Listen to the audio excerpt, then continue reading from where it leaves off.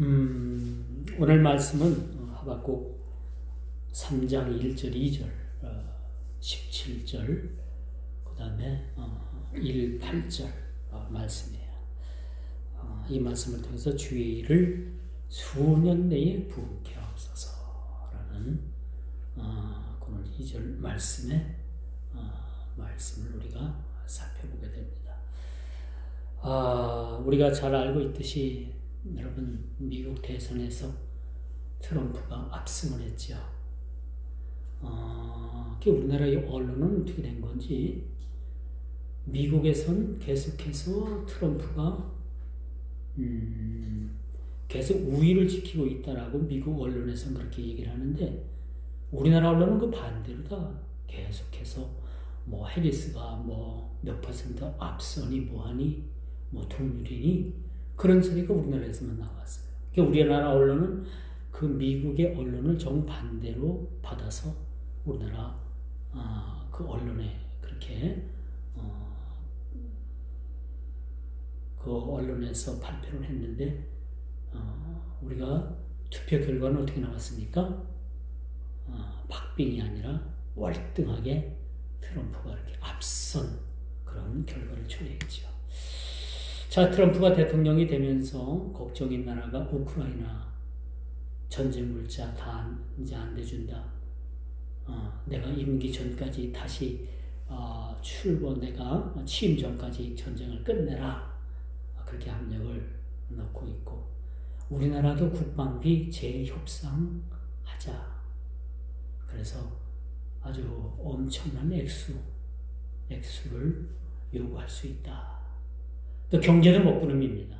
반도체, 배터리 모두를 다 규제 대상으로 놓고, 이제는 세계 경제에서 그렇게 발생되는 이익을 미국에서 가져가겠다라는 그러한 속셈을 보인 거죠. 여러분, 트럼프 그 당선자는 철저한 장사꾼입니다. 장사꾼. 옛말로 말하면, 좀 비속어로 말하면 장사꾼이에요. 철저하게 자신들의 이득이 없으면은 아무리 가까운 동맹 혈맹이라도 버립니다. 그런 분이지요.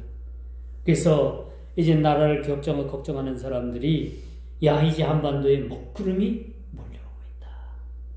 그렇게 걱정들을 많이 합니다. 이렇게 걱정할 때 우리는 어떻게 해야 되겠어요? 기도해야 되겠지요. 기도해야 되겠죠. 지난 10월 27일에는 광화문 일대에서 포괄적 차별금지법 입법에 대해서 반대를 하는 우리 기독교의 그런 큰 집회가 있었습니다. 그런데 이른바 진보 진영이라는 그런 단체에서는 어떤 주장을 하느냐, 이 대회가 사탄이 주관한 그러한 집회였다. 하나님이 떠난 집회였다. 라고 그렇게 참 비하하는 내용을 그렇게 지금 끊임없이 발표를 하고 있죠. 그러면서 이들은요, 이 단체는요, 그 포괄적 차별금지법에 대해서 입법 찬성을 그렇게 주장하고 있어요. 이들은 기독교 단체의 어떤 모습을 하고 있지만은 사실은 기독교 단체라기보다는 기독교의 이적 단체라고 우리가 볼 수가 있겠죠. 이 정치적인 편향 때문에 그들은 동성애를 찬성을 하고, 이걸 빨리 입법화 시켜달라고 국회에 가서 그렇게 데모하는 사람들입니다. 기독교가 아닌 거죠, 더 이상. 이런 모습 속에서 살아갑니다. 기독교라고 하니까 참 우리 마음이 언짢죠. 이 기독교 내에서도 한 목소리를 내지 못하고 우리 마음이 언짢은데, 하나님의 마음은 어떠실까? 하나님은 어떤 마음을 가지고 계실까? 여러분, 소돔과 고모라 성이 뭐 때문에 망했어요? 동성애 때문에 망한 거예요. 그렇게 성경에 기록을 해주고 교훈 삼도록 만들어줬는데도 오늘을 사는 이 정신나간 그러한 집단들 때문에 여러분 포괄적 차별금지법이 입법화되고 이것이 선포가 되면 강단에서 이런 말씀 함부로 못 전합니다. 어느 남자 부부가 목사님 제가 온 몇 년 며칠 결혼을 하는데 줄에 좀 서주십시오. 목사가 그 줄에 서야 될까요? 남자끼리 결혼을 하는데 못 서준다고 하면 우리를 차별했어? 그래서 갔다가 고발을 합니다. 그러면 그 목사는 주례를 안 서줬다는 이유로 차별했다는 이유로 감옥에 갈 수밖에 없던가 벌금을 물든가 그런 시대가 도래하고 만다는 겁니다. 지난 2013년도에 청주지방법원 영동지청 그 법원에서 어떤 판결이 내렸느냐 5명의 남자와 한 사람의 여자가 나는 남자인데 내 생각에 나는 여자입니다. 그래가지고 그걸 갖다가 법원에 이걸 판결을 해달라고 법원 소원 신청을 했어요. 그런데 이 판사가 인정을 해줬어요. 인정을. 예를 들어서 내가 지금 남자인데 어느 날 갑자기 여자이고 싶은 거야. 나 여자야. 그래서 신고합니다. 나 여자라고. 내가 군대 갈 나이인데 군대도 안 갑니다. 여자니까. 그래 놓고 내가 여자라는 법적 지위를 받자마자 어디를 들어가요? 여자 목욕탕을 들어가서 휘젓고 다니면 여러분 어떤 생각이 들어요? 아이고 잘했다 그러겠어요? 끔찍한 일이 벌어지는 겁니다. 이게 실질적으로 영동지원에서 판결을 그렇게 판사가 내렸습니다. 그래서 오늘 그 10월 27일 날 그 기독교 단체 우리 교회들의 집회에서 그런 결의를 한 거예요. 포괄적 차별금지법에 대해서 반대. 남자가 맘만 먹으면 여자가 되고 그 성전환 수술 안 해도 여자가 될 수 있다라는 법을 우리가 반대한다. 그런 목적으로 그날 집회를 가졌던 거예요. 참 이걸 보면서 어떤 생각이 들까? 우리 마음이 언짢죠? 마음이 언짢아요. 근데 하나님 마음은 어떠실까? 하나님 마음은 어떠실까? 그런 생각을 가져보게 된 겁니다. 그러므로 10월 27일 그 집회를 놓고서 그 기독교 반대 집회 태극기 흔드는 사람들 그날 태극기 흔드는 사람들은 또 그 기독교 10월 27일 날 집회를 하는 걸 또 반대를 해가지고 어깃장을 놨어요. 그랬던 집단들입니다. 말만 들으면 다 아는 전 무슨 목사라고 하는 사람. 그러나 그 양반은 이미 교단에서 목사가 아닌 걸로 제명을 받았어요. 그런 사람을 주체로 해가지고 데모를 하는데 어제 생방송을 하더라고요. 유튜브에서. 그걸 봤더니 부산에 있는 그 세계력교회 손 목사님을 쌍욕을 해. 육두문자를 써가면서 욕을 해요. 난 모르게 몰라도 그 양반이 머지않아서 그 입이 삐뚤어지든지 입이 찢어지든지 말을 못하든지 난 그럴 수 있다고 생각을 해요. 왜? 하나님께서 그렇게 헛입을 놀리는 사람은 그냥 두겠습니까? 절대 그냥 안 둬요. 그래서 분명한 사실은 이 신앙의 양심을 따라서 우리가 부르짖지 않으면 안 되는 거예요. 비록 우리는 10월 27일 날 함께하지 못했지만 마음으로 기도하고 또 예배 끝나고 유튜브를 통해 가지고 함께 기도하고 또 함께 그 집회를 끝까지 이렇게 참관을 했습니다. 누가복음 19장 40절에 보니까 신앙의 양심에 따라서 우리가 이야기하지 않고 우리가 부르짖지 아니하면 길가에 버려진 돌들이 소리를 지른다. 이걸 우리가 명심해야 되겠죠. 그래서 오늘날 현실은 어떤 현실인가? 하나님의 공법이 여러분 무너지고 정의가 왜곡되고 이런 현실 속에서 우리가 세상을 살아가고 있다라고 말씀드릴 수가 있습니다. 그 반면에 여러분 악인들이 활보를 하죠. 요즘 그 세계적 재판, 우리나라에서 했던 재판들이 여러분 그 악한 무리들에 의해서 그 재판이 굽게 되고 잘못된 판결이 내려지고 이런 일들이 우리 주위에 지금 일어나고 있다는 겁니다. 부끄러움을 모르는 인면수심 적인 이 재판, 이런 일들, 저울추를 속이는 일들, 이런 일들이 일상화되어 있는 거예요. 일상화. 그러니까 요즘 우리가 살면서 이게 뭐가 뭔지 잘 모를 때가 있잖아요. 이게 뭐 생각하고 있는 거에 비해서 엉뚱한 그런 판결이 내려지고 엉뚱한 일들이 여러분 우리 주위에 많이 일어나고 있음을 보게 됩니다. 이런 일들은 하나님의 공의가 무너지고 정의가 왜곡되어지는 그런 아모스 선지자가 5장 24절에 주장했던 하나님의 공법과 또 하나님의 정의가 그렇게 왜곡되어지는 그런 세상에 우리가 지금 살아가고 있다라고 말씀드릴 수가 있습니다. 이처럼 우리가 참으로 지금까지 1장 2절을 우리 하박국서를 지난주, 저지난주에 통해서 말씀을 살펴봤잖아요. 그리고 오늘 마지막은 이제 우리가 3장을 오늘 본문을 통해서 대하게 되는데 이 선지자의 궁금증이 뭐냐? 이 선지자의 궁금증에 대해서 하나님께서 2번에 걸쳐서 그렇게 응답을 주시잖아요. 그 첫 번째가 뭐예요? 악인들을 멸하시겠다는 거예요. 그럼 어느 때입니까? 다 하나님의 정해진 때가 있다는 거죠. 그러면 너는 기다리라는 얘기죠. 그리고 하나님께서 심판을 내리십니다. 하나님께서 그 악한 악당들에 대해서 그냥 묵고하지 아니하고 그들을 심판하신다는 그런 응답을 받게 되는 거예요.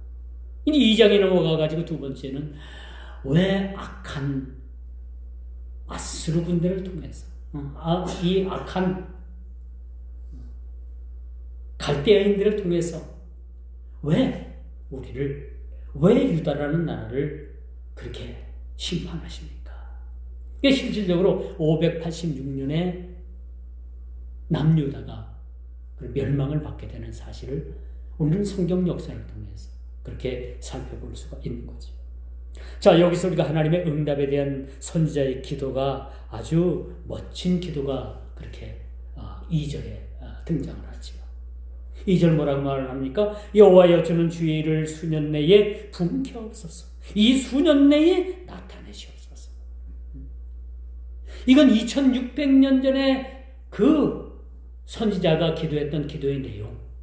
주님 오시기 전에, 주님 초림하시기 전에 600년 전에 선지자 하박국이 하나님 앞에 기도하는 기도의 내용을 우리가 2절을 통해서 그렇게 보게 됩니다. 이 기도의 내용이 이 시대의 우리 모든 교회들의 기도 제목이기도 하죠. 그렇죠? 하나님의 일을 수일 내에 수년 내에 부응케 하시고 주의 일을 이 수년 내에 나타내달라고 하는 그런 선지자의 기도는 오늘날 저와 여러분들이 살아가는 이 시대에도 꼭 필요한 기도임을 우리가 보게 되는 것입니다. 그러므로 여러분 이젠 선지자는 먼 후일 600년 후의 일이지만은 정확하게 예수님께서 그 땅에 초림하신다는 사실을 선지자는 암묵적으로 보고 있었을 겁니다. 그러므로 이제 3절부터는 어떤 내용이 나오냐면은 먼 후일 주님의 의형과 그 권능을 노래할 뿐만 아니라 주님께서 장차 그 땅에 오셔서 악한 자들을 심판하시고 또 마지막 때 재림하셔서 그들을 영원한 심판대에 올려놓으시겠다고 하는 말씀이 3절부터 그렇게 시작이 되고 있음을 우리가 보게 됩니다. 그러므로 여러분 우리 그리스도인들의 소원이 뭡니까? 여러분들의 소원이 뭐라고 생각해요? 여러분 소원이 뭡니까? 우리의 소원은 통일이에요. 그건 국가적인 그러한 소원이고 여러분들의 개인의 소원은 뭡니까? 하나님 나라가 이 땅에 온전히 임하고 그렇죠? 주님 재림을 대망하고 주님 오실 날을 우리가 기다리면서 우리가 믿음대로 살아가는 그러한 삶을 우리는 참으로 고대하고 그렇게 고대할 겁니다. 우리가 이왕 믿을 바에야 믿음 있는 사람으로 우리가 살아가고 믿음 있는 사람으로 하나님 앞에 인정받는 것이 훨씬 중요하다는 거죠. 그러면 우리의 소원은 뭐예요? 우리의 소원은 통일이 아니라 우리의 소원은 믿음으로 말미암아 하나님 나라를 우리가 대망하는 자들이 되어야 되는 거죠. 그러므로 오늘 이제 17절로 이제 넘어갑니다만 17절 말씀 뭐라고 써 있습니까? 비록 무화과나무가 무성하지 못하며 포도나무에 열매가 없으며 감람나무에 소출이 없으며 밭에 먹을 것이 없으며 우리의 양이 없으며 외양간에 소가 없을지라도, 그렇죠? 어떻게 해야 된다고요? 주님 한 분으로 인해서 만족하는 삶을 살아야 돼요. 주님 한 분으로 인해서. 그러므로 우리의 즉 물질의 번영보다 이 땅에 하나님 나라가 임하는 것이 우리에게 주어진 소망이라고 말씀드릴 수가 있겠죠. 그러므로 우리가 충만한 주의 은혜로 말미암아 날마다 구원의 수가 더해지고 날마다 우리의 삶이 믿음으로 말미암아 풍성한 하나님의 꼴을 기대하는 그런 삶이 우리에게 필요하다라고 말씀드릴 수가 있겠죠. 그러므로 오늘 선지자는요, 주님 한 분으로 인해서 만족하는 기도를 하나님께 드리고 있어요. 주님 한 분으로 인해서 만족하는 그런 기도. 어떤 기도일까요? 그의 그 기도 고백은 물질 만능주의가 인생의 전부가 아니라는 것을 그렇게 말해주고 있어요. 요즘은 물질 만능주의라고 생각을 해. 모든 사람들이 돈 없으면 못 산다고 합니다. 그렇죠? 돈이면 뭐든지 다 된다라고 하는 그러한 생각들을 대다수가 가지고 있어요. 그런데 오늘 선지자는 그게 아니라는 것을 우리에게 가르쳐주고 있죠. 돈이면 다 된다는 것이 아니라는 것을 선지자는 오늘 17절 그렇게 우리들에게 가르쳐주고 있어요. 비록 무화과나무, 무성치 못하며 포도나무, 감람나무, 밭에 먹을 것, 우리의 양, 외양간에 소가 없을지라도 오늘 하나님을 인해서, 주님을 인해서 기뻐하는 삶을 살아갈 수 있다는 것. 여러분, 이 세상적인 안목으로 볼 때 전혀 이 말씀의 경제 논리를 우리가 동의할 수 없다라고 생각할 수도 있어요. 물론 그렇습니다. 많은 사람들이 그렇게 얘기를 해요. 그래도 살아가는데 돈이 있어야 하지 않냐? 그렇게 얘기해요. 맞는 말이에요. 또 노후 대책을 우리가 세워놓고 살아가야 되지 않겠느냐? 그렇게 생각할 수도 있습니다. 그러기 위해서 우리가 저축을 해야 되지 않겠느냐? 다 맞는 말씀입니다. 다 맞는 말씀. 그러나 오늘 선지자가 그렇게 하나님 앞에 감사의 기도를 할 수 있었다는 것은 세상 그 무엇을 주고도 이 주님께서 그에게 응답하신 그 내용과 바꿀 수가 없다라는 거예요. 그래서 17절 그렇게 고백을 하고 있습니다. 이런 고백이 저와 여러분들의 고백이 되기를 주의 이름으로 축원드릴게요. 자, 우리가 손에 든 것 하나 없는 무소유, 어떻게 살아가야 되는가라는 것을 우리가 생각하지 않을 수 없어요. 그러나 이것은 단지 우리에게 염려입니다. 걱정입니다. 그렇다고 우리 그리스도인들이 두 손 두 발 다 묶고 그냥 하늘에서 떨어지는 감이나 누워서 기다리는 사람들은 전혀 아니라는 얘기죠. 말씀을 곡해하면 안 되는 거예요. 비록 우리가 부족하고 없을지라도 우리는 어떻게 살아야 되는 겁니까? 이 땅을 최선을 다해서 살아가야 되는 거예요. 직장에서, 생업에서, 사업에서, 가정에서 우리가 최선을 다하는 그런 삶을 살아가야 된다는 것을 그렇게 말씀해 주고 있는 거죠. 그래서 무소유의 삶도 하나님께서 그 삶을 책임져 주시지 않겠느냐라는 고백을 해요. 무소유. 한때는 이 무소유라는 것이 유행을 했어요. 이 무소유를 저는 다른 기독교적 언어로 바꿔볼게요. 그것은 뭐냐? 나를 비우고 내려놓는 겁니다. 나를 비우고 내려놓는 거예요. 여러분, 이 나이에 뭘 한번 해보겠다고 하겠습니까? 그쵸? 이제는 우리의 삶을 주님께 맡기고 주님을 바라보고 나의 그런 욕심을 내려놓고 내 마음을 비우는 그런 작업이 우리에게 사실 필요하다는 겁니다. 그런 삶이 필요한 거예요. 물질이 세상을 지배하는 이 현실에서 2600년 전의 선지자의 고백이 오늘날 우리에게도 똑같은 고백이 되는 거예요. 무수유라고 해가지고 아무것도 하지 않고 일도 하지 않고 그냥 탱자 놀기만 하면 그런 의미의 말씀은 아니라는 거지. 그런 의미의 말씀. 그러면 오늘 선지자의 기쁨은 어떤 기쁨이었나? 비록 무화과 나무에, 포도나무에, 감람나무에, 밭에, 우리 외양간에도 아무것도 없어도 공중나는 새를 먹여주시는 것처럼 하나님께서 먹여주시지 아니하겠느냐? 하나님께서 먹여주시지 아니하겠느냐? 여러분, 천하보다 귀한 존재예요. 이름 없는 참새 한 마리도 그렇게 먹이시고 입히시는데 천하보다 귀한 여러분을 하나님께서 죽게까지 하시겠느냐? 아니라 그렇지 않다는 얘기죠. 그러므로 우리가 주님을 인격적으로 만나게 되면 세상 욕심이 부질없다는 걸 느끼게 돼요. 그렇죠? 주님을 온전히 만나면은 참 사람이 우리가 변화됩니다. 변화돼요. 지금까지 내 것이라고 움켜잡던 것을 내려놓기 시작을 하는 거예요. 그렇죠? 그러니까 나눔의 삶을 우리가 살아가게 돼요. 나눔. 이 나눔도 기독교의 정신의 하나입니다. 이 나눠본 사람이 나누지 못한 사람은 절대 못 나눠요. 그런데 나누고 나니까 더 많은 것이 그렇게 내 손에 들려줍니다. 그런 걸 여러분 느낄 거예요. 그렇죠? 받기만 하는 사람은 늘 받기만 하고 주는 사람은 늘 주는데 늘 줄게 생기다는 얘기입니다. 이게 여러분 그 기독교의 물질적인 본질인 겁니다. 그래서 여러분들도 콩 한 쪽도 나누고 양말 한 짝도 나누고 나누는 삶이 우리에게 참 필요하다라고 말씀드릴 수가 있겠죠. 그래서 우리가 세상 욕심이 다 부질없다는 것을 우리가 발견하게 됩니다. 선한 욕심이 우리에게 필요한 거예요.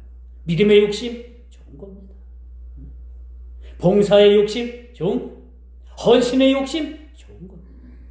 근데 우리가 너무 물질만 따라가다 보면 우리가 몸이 망가지는 거예요. 절대 물질을 쫓지 마십시오. 물질이 나에게 오도록 만들어야지. 물질을 쫓다 보면 우리가 육신이 영혼이 피폐해지는 거예요.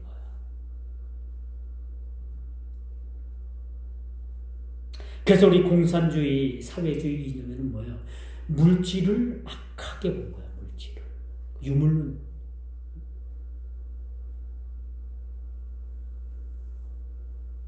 여러분, 신앙은 이처럼 불확실한 상황 속에서도 그 믿음을 잃지 않는 거예요.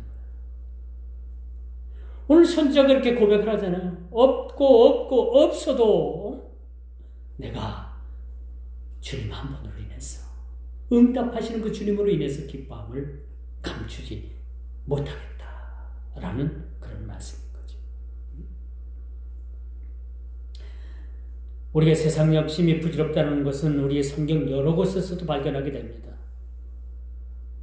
열왕기상 17장 4절에 보니까 엘리야가 그 이세벨의 낫을 피해서 그 신의 산으로 도망가서 그 어느 한 동굴에 그렇게 자기 자신이 숨어 있을 때 하나님께서 그에게 말씀하시잖아요. 너 여기서 왜 이러고 있느냐? 나 좀 죽여주세요. 더 이상 살고 싶지 않아요. 그럴 때 하나님께서는 뭐야? 그의 등을 쓰다듬어 주면서 용기를 주지요. 그리고 그 며칠 그 신의 산으로 다 도망오느라고 얼마나 힘들고 지쳤을 거예요. 배도 고팠을 거예요. 그런데 하나님께서 그에게 아침에도 거기서 떡과 고기를 날려다 주고 저녁에도 그 엘리사를 위해서 떡과 고기를 그렇게 날려다 줬습니다. 까마귀가. 근데 다른 문헌에 보면 이 까마귀가 어디서 떡이 났으며 어디서 고기가 났을까? 한번 생각해 볼 수 있잖아요. 근데 당시에는 그 떡과 고기가 다 우상 앞에 그렇게 제사로 드려졌던 그러한 음식이었던 거예요. 그런 음식을 까마귀가 날려다 줬어. 이걸 먹어라. 여러분 같으면 먹겠습니까? 먹어요? 먹지요. 우상 앞에 드려지는 건 아무것도 아닌 거예요. 그렇죠? 그래서 사도 바울도 우상 앞에 드려졌던 그런 고기를 내가 먹는데 혹시나 믿음 연약한 그런 자가 그걸 보고 실적으로 하게 되면 나는 그 고기와 떡을 먹지 않겠다. 그 고기를 먹지 않겠다라고 해요. 우상 앞에 드려졌던 거 아무것도 아닌 거. 먹도 돼요. 근데 저희가 이제 어릴 때는 그 통합책에서 신앙생활을 했는데 그 전사님은 우상 앞에 그 1년에 2번씩 이제 수석, 명절, 제사 그 음식을 절대 못 먹게 했어요. 뭐 귀신이 붙었느니 뭐니 부정하니 해가지고. 근데 뭐 일부러 찾아다니면서 먹을 필요는 없고, 응? 내가 상황되면 그걸 먹을 수 있으면 먹어야 되는 거예요. 오늘 엘리야도 마찬가지입니다. 이것이 부정했던 건지 어디서 제사를 드리고 우상 앞에 제사를 드리고 그 떡과 고기가 놓여진 걸 까마귀가 물어다 날라줬는지 따지지도 않고 먹으라니. 이거 하나님께서 그렇게 하신 거죠.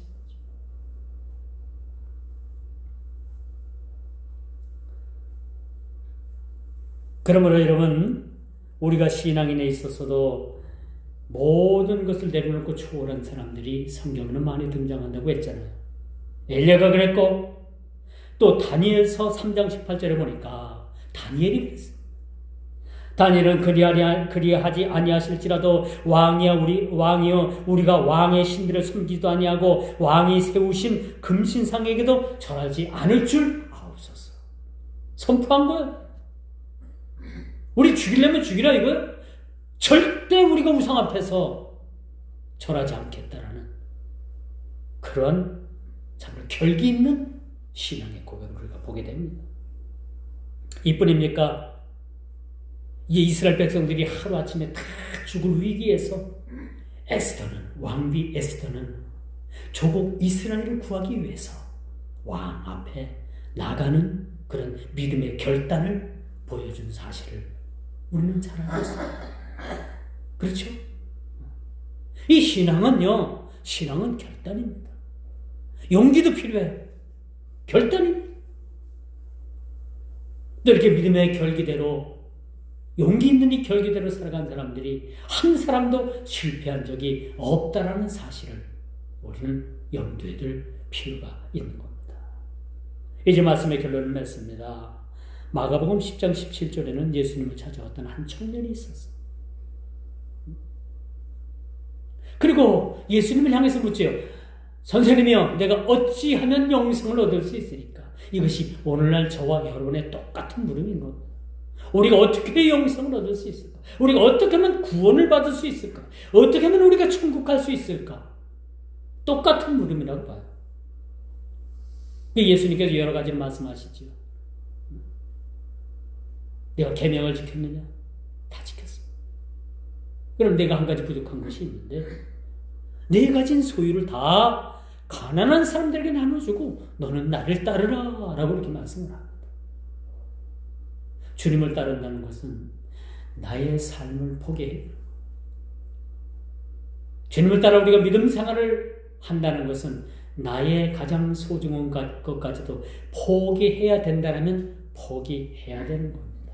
이게 신앙인 거예요. 예수님은 말씀하시죠. 이 청년에게 너 가진 건 모든 것을 가난한 자에게 나눠주고 너는 나를 따르라. 이 말씀이 무슨 말씀? 오늘 저와 여러분들에게 주시는 말씀이에요. 우리가 주님을 믿고 신앙생활을 하는데 장애물이 있다면 그 장애물을 다 내려놔야 된다는 거예요. 여러분 지금 믿음 생활하는데 그 믿음 생활의 걸림돌이 무엇이라고 생각합니까? 그 걸림돌이 뭡니까? 그 걸림돌을 내려놔야 되는 거예요. 이 청년에게는 그 걸림돌이 재물이 됐던 겁니다. 재산이 됐던 거예요. 이 청년은 고민하죠. 아마 여러 날 고민했을 거예요. 그리고 나서 예수님을 떠나게 됩니다. 예수님을 떠나게 됩니다. 왜? 예수님의 명령, 예수님께서 말씀하신 그 말씀을 따를 수가 없기 때문이었던 거예요. 이 청년은 물질보다, 예수님보다 물질을 선택한 겁니다. 하나님 나라보다 이 생에서 보여지는 그러한 삶을 버릴 수가 없고 택했다라고 말씀드릴 수가 있습니다. 그리 쉽진 않습니다. 천국 가는 길이. 늘 제가 말씀을 드리지. 믿음으로 가는 거예요. 믿음으로 가는 거예요. 믿음으로 산다라는 것은 이 불확실한 신앙생활을 확실로 우리가 받아들이는 거예요. 늘 우리가 불확실한 것 같죠, 구원이. 아니에요. 이 구원은 우리에게 항상 완전한 구원을 이야기하고 있습니다. 찬양의 한 줄 가사도 있죠. 주님 한 분만으로 만족하는 그러한 찬양의 가사. 이런 우리가 부르긴 쉬워도 실천하는 건 어렵지 않습니까? 주님 한 분으로 만족하세요. 앞으로 돈 벌어서 아파트도 사야 되고 땅도 사야 되고 그런 염려 속에서 여러분 살아가잖아요. 근데 주님은 그런 걱정할 필요 없다라고 해요. 그런 걱정하지 말라는 얘기입니다. 그 걱정한다고 해서 되는 것도 아니고, 물론 재테크를 잘하면 될 수도 있겠지만 재테크까지도 하나님께서 여러분 우리나라의 삼성, 현대라는 이런 큰 기업의 부자들, 이거 아무나 되는 거 아닌 거예요. 그들을 하나님께서 만들어 주신 겁니다. 저 같은 사람 여러분이 현대나 그 삼성이나 그런 큰 기업 맡길 일 없어요. 응? 맡길 일 없으니까 일찌감치 포기하세요. 그저 우리에게 하루 벌어서 하루 먹는 그런 삶이라도 거기서 만족을 누리고, 우리 삶을 맡기는 삶이 필요한 겁니다. 그래서 이제 오늘 마지막 그 하박국 선지자의 고백이 뭐냐? 1:8절입니다. 3장 1:8절. 뭐라고 고백을 해요? 나는 여호와로 말미암아 즐거워하며 나의 구원의 하나님으로 인해서 여러분 기뻐하리로다. 세상 물질로 인해서 우리가 기뻐하고, 아파트 몇 평 사는 거에 대해서 기뻐하는 것이 아니고, 좋은 외제 자동차를 끌고 다니는 것으로 인해서 우리가 기뻐하는 것이 아니고, 여호와로 말미암아 즐거워한 그러한 우리 삶이 되기를, 여러분 나머지 인생 되기를 주 이름으로 축원드릴게요. 물질의 번영에 앞서서 이 땅에 하나님 나라를 우리가 고대하는 삶. 그래서 우리가 오늘 찬양 하나 불렀잖아요. 주님 고대가 속히 오시기를 우리가 바라는데, 우리 어떻게 준비해야 되는가? 어떤 삶을 살아야 되는가? 그래서 하나님 나라가 이 땅에 임하고 충만한 주의 은혜가 넘침으로 날마다 구원의 수가 더해갈 때, 여러분들을 통해서 구원의 수가 더해갈 때 하나님은 그 일로 인해서 만족을 누리신다는 거예요. 그래서 오늘 그 선지자가 마지막으로 고백하는 그 고백이, 나는 여호와로 말미암아 즐거워하며 나의 구원의 하나님으로 말미암아 기뻐하리로다 라는 그런 고백을 그렇게 드리고 있다는 겁니다. 이런 고백이 저와 여러분 모든 성도들의 기도가 될 수 있도록, 그런 고백이 될 수 있도록 여러분 다 함께 기도하도록 하겠습니다. 기도합니다. 주님, 주께서는 주의 일을 이 수년 내에 부흥케 하옵소서. 교회마다 부흥을 주시고 우리 섬기는 가정과 직장과 사업들, 모든 생업들 위해 넘치는 하나님의 부흥을 허락하여 주옵소서. 비록 무화과 나무가 성치 못하고 또 주님으로 인해서 성치 못할지라도 주님으로 인해서 기뻐하는 삶을 살게 하시고, 주님 주신 것에 감사하고 만족해하는 삶을 살게 해 주옵소서. 그러므로 주님으로 인해서 즐거워하며 구원의 하나님으로 인해서 기쁨의 삶을 살아갈 수 있도록 주께서 은혜를 내리고 주옵소서. 예수님의 이름으로 기도드리옵나이다. 아멘.